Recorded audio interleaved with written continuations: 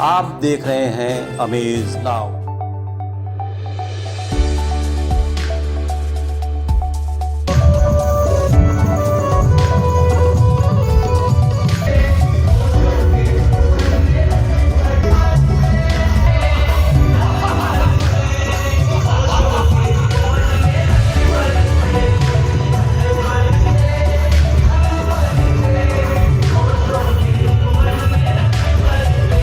अंतर्राष्ट्रीय आध्यात्मिक गुरु आचार्य रजनीश का जन्म दिवस सिर्फ हिंदुस्तानी ही नहीं, समूचा विश्व मना रहा है।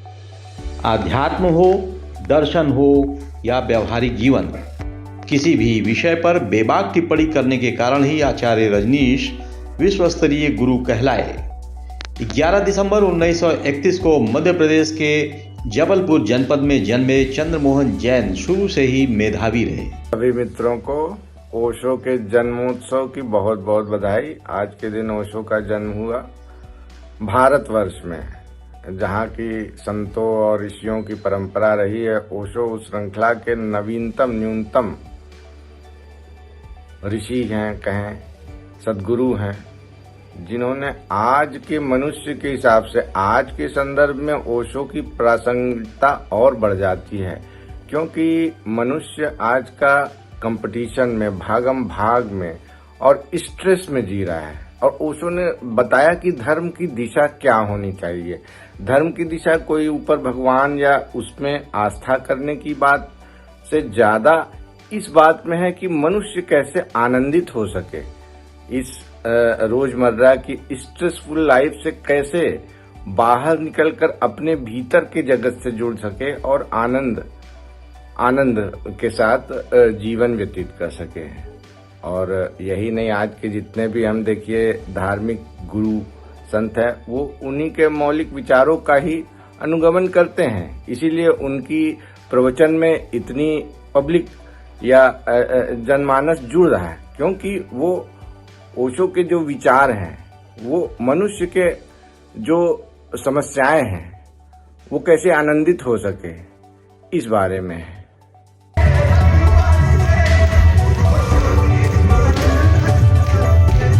आचार्य रजनीश ऐसे अकेले आध्यात्मिक गुरु हुए जिनकी पहचान पहले विदेशों में हुई और फिर देशवासी उन्हें जान पाए।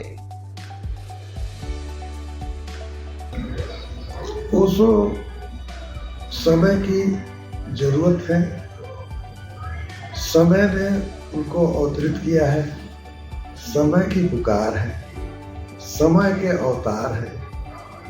और आपको आज नहीं कल ये पता चलेगा कि ओशो पूर्व, ओशो पश्चात, ईसा पूर्व, ईसा पश्चात था, ओशो पूर्व, ओशो पश्चात होने वाला है। ओशो अपने ही नहीं अवतरित होते हैं, उस समस्त विश्व के समस्त महापुरुषों, सदगुरुओं, अवतारों और पैगंबर को भी अपने साथ लाते हैं।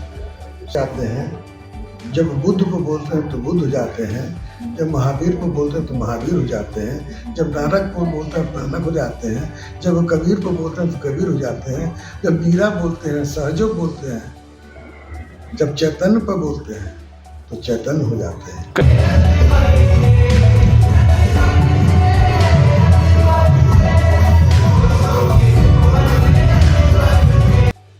हालांकि भारत में भी उनके जानने और पहचानने वालों की कमी नहीं रही, उनके भक्तों की कदापि कमी नहीं थी।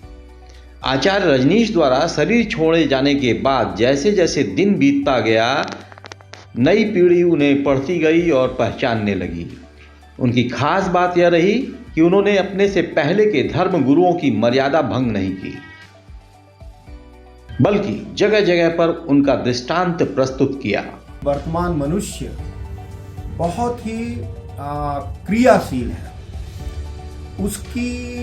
उसका जीवन बहुत ही गतिशील है, फास्ट है, और उस फास्ट मनुष्य को शांत करना एक कठिन समस्या है। इस दृष्टि से उन्होंने ऐसी विधियां दी कि कैसे एक सक्रिय मनुष्य को अक्रिया की ओर ले जाए। क्योंकि ध्यान का मूल उद्देश्य क्रिया से अक्रिया अथवा एक सक्रिय मन से अमन की यात्रा है, या ध्यान कहें विचारों के झंझावात से एक निर्विचार की यात्रा है। तो उन्होंने इसको ध्यान में रखते हुए सक्रिय विधियों से, सक्रिय विधियां भी दी और निष्क्रिय विधियां भी दी, किस प्रकार से आज के मनुष्य को सक्रिय ध्यान में उतार के कुछ उसको खाली करके निष्क्रिय और उस शांत आमन निशब्द की अवस्था तक ले जाया जा सके। वर्तमान मनुष्य या वर्तमान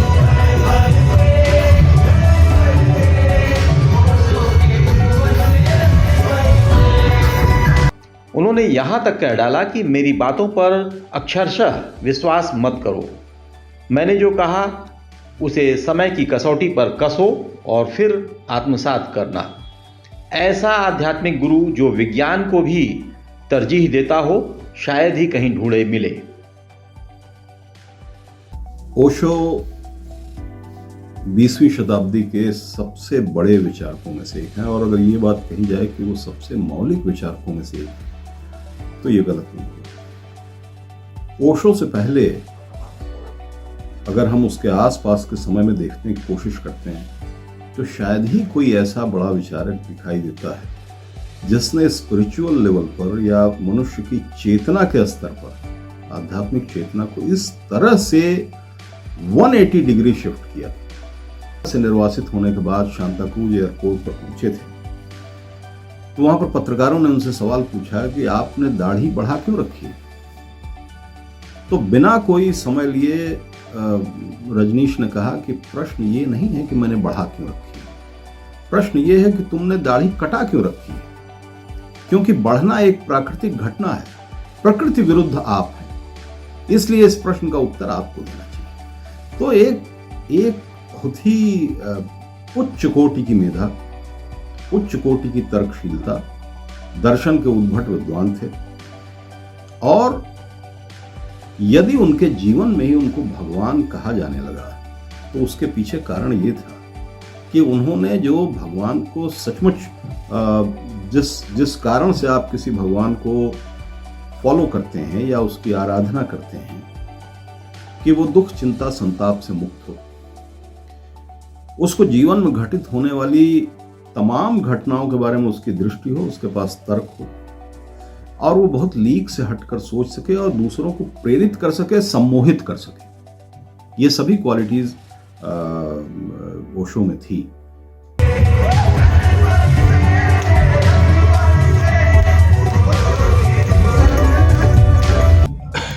ओशो विश्व के महानतम दार्शनिकों में से हैं।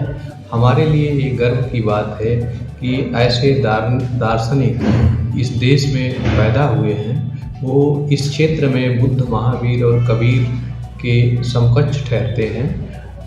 वो भारत के ही नहीं बल्कि दुनिया के महानतम दार्शनिकों में से एक हैं। उन्होंने अपने समय की वास्तविकताओं को समझा और समाज को एक नई दिशा देने की कोशिश की।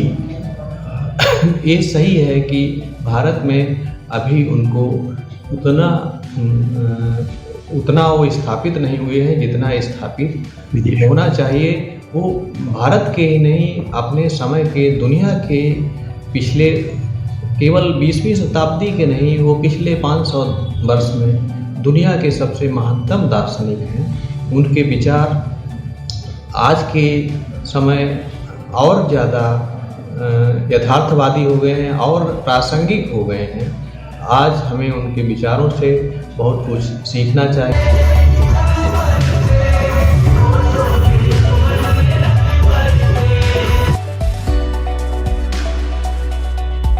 देखते रहिए अमेज नाउ।